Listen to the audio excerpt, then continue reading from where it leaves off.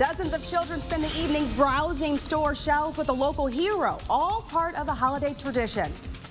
We have a little bit of lingering moisture left on the mid-Michigan roads tonight, but tomorrow it looks like we're going to be replacing that rain with something else. We'll tell you what that is coming up in your full forecast.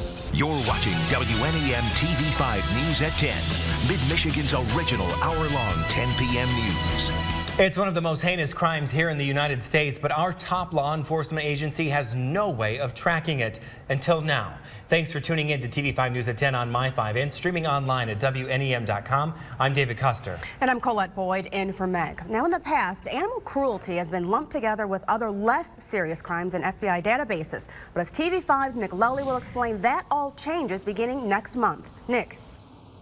Yeah, this all comes after a TV5 viewer actually sent us photos of a possible dead dog chained to a tree right here in Saginaw. Now, as part of the effort set to begin on the 1st of the year, the FBI will now track cases of abuse and cruelty, much like murders or rapes are tracked now. The system will then flag it as a high priority for law enforcement. Now, cases of abuse would also be classified as Group A felonies in the same category as murder, punishable by up to life in prison. The Humane Society of Bay County says this is a step in the right direction. We are thrilled with that. Anything that raises awareness of the role that animal abuse plays in a community, because animal abuse leads to so many other types of abuse. Research shows us that elder abuse, child abuse, people that begin with all of those things begin with animals. And coming up all new at 11 over on TV5 News, you can hear from the woman who made that gruesome discovery right here today in Saginaw. Reporting live in Saginaw, Nick Lully, WNEM TV5 News at 10 on My5. All right, Nick, thank you. The Humane Society of Bay County will hold an animal cruelty town hall meeting on January 25th with more details to be announced down the road. Well, it's been a banner year for sugar beet growers, weather conditions making for a record crop in 2015. But it's not all good news for local farmers. The sugar beet crop is so big, Michigan Sugar is struggling to process them all before they begin to rot. The company has invested millions in technology to keep the beets fresh as long as possible. But if temperatures don't start dropping soon, the cost of losing beets will rise. It's going to be a challenge because, they're just not going to keep as well. That's all there is to it. Let's take a live look over Flint right now. Check it out. Those much-needed cooler temperatures appear to be moving on in, if only for a little while. Here's Chief Meteorologist Brian Bachman with a look at your forecast. Hi, Brian. Hi there, Colette. It looks like the sugar beet plants and processors are going to get at least a little bit of help over the next couple of days. Whether it's a prolonged trend, of course, remains to be seen, but I can tell you up front, not looking good. It looks like this latest dip in the temperature is probably going to be more of a quick visit than a setting up a prolonged trend, but we'll talk more about that in detail in a little bit. Here's a look at things tonight on your First Warn 5 Sky Tracker.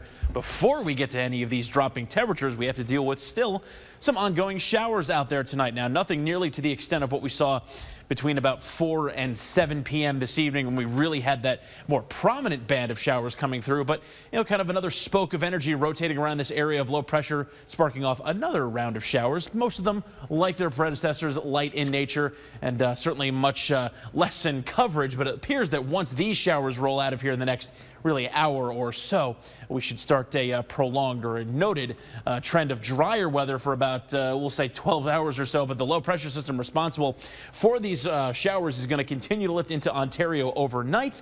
However, its after effects not going away for at least the next couple of days. 46, though, the current temp in Saginaw. We have yet to see that cold front swing through. Temps actually still climbing in Flint because we've seen a warm front briefly sneak through the region. So we're pushing 50 degrees, 49 right now in the Flint area tonight. Mostly cloudy in Bay City and Alma, both at 47 degrees. Wind chills making it feel a little bit closer to the low 40s. We're going to dip into the mid 30s to start our morning tomorrow with a mostly cloudy sky. But then notice, not much of a rebound, only headed for the upper 30s. So big changes coming. We'll detail those out coming up in your full forecast. Thank you, Brian. National security dominated discussion during round 5 of the Republican presidential debates last night in Las Vegas. 9 candidates took the stage just 6 weeks before the voting begins. Daniel Nottingham has more from Vegas. In the final GOP debate of 2015, Jeb Bush took aim at Donald Trump, calling him the chaos candidate. This is a tough business to run for president. I know. You're a tough guy, Jeb. And we need to have a leader that is real principled. tough. You're never going to be president of the United States by insulting your way to the presidency. Let's see. I'm at 42 and you're at 3, so far I'm doing better. Doesn't matter. Trump has been under fire for proposing that Muslims be blocked from entering the nation. But analysts say the frontrunner didn't lose any steam last night. I don't think it really changed anything. I mean, he is at the top of the polls. People are looking to him for strength. That's what he's been running on, and so I think it only helped him. Freshman Senators Marco Rubio and Ted Cruz are battling to be the Trump alternative. They clashed on immigration reform. Does Ted Cruz rule out ever legalizing people that are in this country illegally now? Senator Cruz? I have never supported legalization. Do you rule it out? I have never supported legalization, and I do not intend to support legalization. New Jersey Governor Chris Christie says the bickering is not in the best interest of the party. My idea is to keep the eye on the ball, make sure that we give the best person who can prosecute the case against Hillary Clinton in the fall, and I believe I'm that person. The 9 remaining candidates have 2 more scheduled debates before the Iowa caucuses in February. Danielle Nottingham, CBS News, Las Vegas.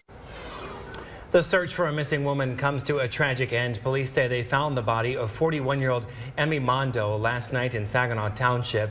She was in a vehicle parked outside the old Kmart on Gratiot Road. Mondo was first reported missing on Monday morning. Police say they don't suspect foul play. Several families have been displaced after a fire broke out at a local apartment building. The fire started at Oak Brook Apartments in Clio. 7 families live in that building and all managed to get out safely. Most of the fire was contained to 1 bedroom, but smoke and water damage means the families cannot return to their homes. Kicking in doors, getting everybody out of there. Some people won't come to the door, so I'll kick it in, tell them to get out. Some people wasn't home, but I did what I had to do to get everybody out. You never want this to happen, whether it be Christmas time or otherwise.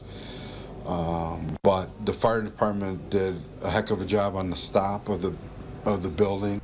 And the Red Cross is assisting families tonight. The cause of that fire is still under investigation. More local news. Mount Pleasant has approved a roundabout at a busy intersection on the campus of CMU. The roundabout will be built at the intersection of Bellows and Washington Streets. The city hopes it will thin out both vehicle and foot traffic in the area, which sees thousands of students every day. It's not clear when the project will be complete. A big radiothon to help out the homeless wrapped up this evening. The 10th annual Sharing Hope Radiothon took place today at our radio partner WSGW studios in Saginaw. The goal was to raise $30,000 for the rescue ministries of Mid-Michigan with facilities in Bay City and Saginaw. Everything that comes through goes directly to the people that need it most in the community, and we're just so glad to be doing this. Over the 10 years that we've been doing this radiothon, upwards of $300,000 donated. It's very humbling, very meaningful, not to us, but to those who go to the services of the rescue ministries and find that night of hope and care that they need to get their lives back on track. And just before the radiothon wrapped up at 6, it raised a little more than $41,000. Residents of one Mid-Michigan community had the chance to voice their concerns on how millions of dollars in federal funds will be spent over the next 5 years. The U.S. Department of Housing and Urban Development gave Saginaw more than $2.5 million this year in 3 federal grants. Now work has begun on how to spend it.